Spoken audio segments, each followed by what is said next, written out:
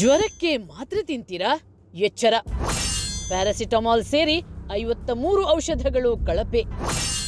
Slow Poisson ಆಗ್ತಿವೆ ಈ ಮಾತ್ರೆಗಳು. ಇದು ಕೇಂದ್ರೀಯ ಔಷಧ ಗುಣಮಟ್ಟ ನಿಯಂತ್ರಣ ಸಂಘಟನೆ ಅಂದ್ರೆ CDSCO ತನ್ನ ಮಾಸಿಕ ವರದಿಯಲ್ಲಿ ಕೊಟ್ಟ ಎಚ್ಚರಿಕೆ. ಚಿಕ್ಕ ಪುಟ್ಟ ಅನಾರೋಗ್ಯಕ್ಕೆ ನಾವು ಸೇವಿಸ್ತಿರೋ ಮಾತ್ರೆಗಳು ವಿಷಕಾರಿಯಾಗ್ತಿವೆ ಅನ್ನೋ ಅಂಶವನ್ನು CDSCO ತನ್ನ ವರದಿಯಲ್ಲಿ ಬಹಿರಂಗಪಡಿಸಿದೆ. ಪ್ಯಾರಾಸಿಟಮಾಲ್ ಮಾತ್ರೆಯಿಂದ ಸೈಡ್ ಇಫೆಕ್ಟ್ ಗ್ಯಾರಂಟಿ. ಸಾಮಾನ್ಯವಾಗಿ ಜ್ವರ ಬಂದ್ರೆ ಪ್ಯಾರಾಸಿಟಮಾಲ್ ಮಾತ್ರೆ ನುಂಗಿ ಸುಮ್ಮನಾಗ್ತೀವಿ. ಆದರೆ ಈ ಮಾತ್ರೆಗಳು ನಮ್ಮ ದೇಹದ ಮೇಲೆ ಯಾವ ರೀತಿ ಸೈಡ್ ಇಫೆಕ್ಟ್ ಮಾಡ್ತವೆ ಅನ್ನೋದು ನಮಗೆ ಗೊತ್ತಿರಲ್ಲ. ಆದರೆ ಈಗ ಈ ಮಾತ್ರೆಗಳ ಹಣೆ ಬರಹ ಬಯಲಾಗಿದೆ. ನಾವು ಬಳಸುವ ಪ್ಯಾರಾಸಿಟಮಾಲ್ ಮಧುಮೇಹ, ರಕ್ತದೊತ್ತಡ, ವಿಟಮಿನ್ ಸೇರಿದಂತೆ 53 ಔಷಧಗಳು ಗುಣಮಟ್ಟ ಪರೀಕ್ಷೆಯಲ್ಲಿ ವಿಫಲವಾಗಿವೆ. ಈ ಪೈಕಿ ಕೆಲವು ಔಷಧಗಳಂತೂ ವಿಷಪೂರಿತವಾಗಿವೆ ಎಂಬ ಆತಂಕಕಾರಿ ಅಂಶವನ್ನು CDSCO ತನ್ನ ಮಾಸಿಕ ವರದಿಯಲ್ಲಿ ತಿಳಿಸಿದೆ.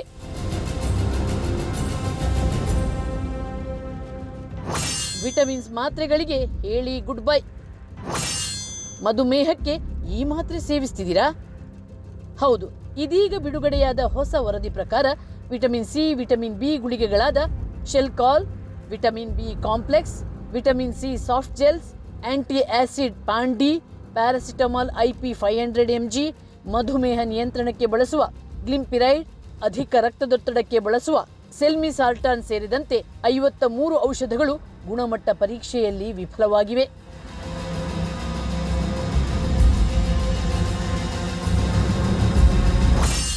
ಈ ಸಂಸ್ಥೆಗಳ ಮಾತ್ರೆ ಸೇವಿಸೋ ಮುನ್ನ ಎಚ್ಚರಿಕೆ. ಈ ಎಲ್ಲ ಔಷಧಗಳನ್ನು Hetero drugs, Alkem labs, Hindustan antibiotics, Karnataka antibiotic and pharma, ಮೇಲ್ life licence, pure and cure health care ಮೊದಲಾದ ಸಂಸ್ಥೆಗಳು ಉತ್ಪಾದಿಸುತ್ತಿವೆ ಎಂದು ವರದಿಯಲ್ಲಿ ಉಲ್ಲೇಖಿಸಲಾಗಿದೆ. ಇನ್ನು ಅತಿ ಹೆಚ್ಚು ಬಳಸಲಾಗುವ ಆಲ್ಕೆಮ್ ಲ್ಯಾಬ್ನ ಕ್ಲೌ 625 ಮತ್ತು ಪ್ಯಾಂಡಿ ಔಷಧಿಗಳು ಕೂಡ ವಿಷಪೂರಿತವಾಗಿವೆ ಎಂದು ವರದಿಯಲ್ಲಿ ಹೇಳಿದೆ. ಆದರೆ ಈ ವರದಿಯಲ್ಲಿ ವಿಷಪೂರಿತ ಎಂದು ಕಂಡುಬಂದ ಬ್ಯಾಚ್ನ ಔಷಧಗಳನ್ನು ತಾನು ಉತ್ಪಾದಿಸಿಲ್ಲ ಎಂದು ಕಂಪನಿ ಹೇಳಿಕೊಂಡಿದೆ.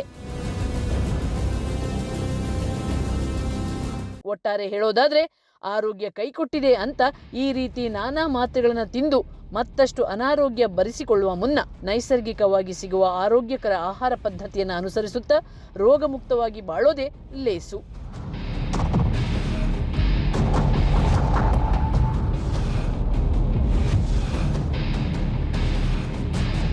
ಭವ್ಯ RJ, ವಿಜಯ ಟೈಮ್ಸ್, ಬೆಂಗಳೂರು.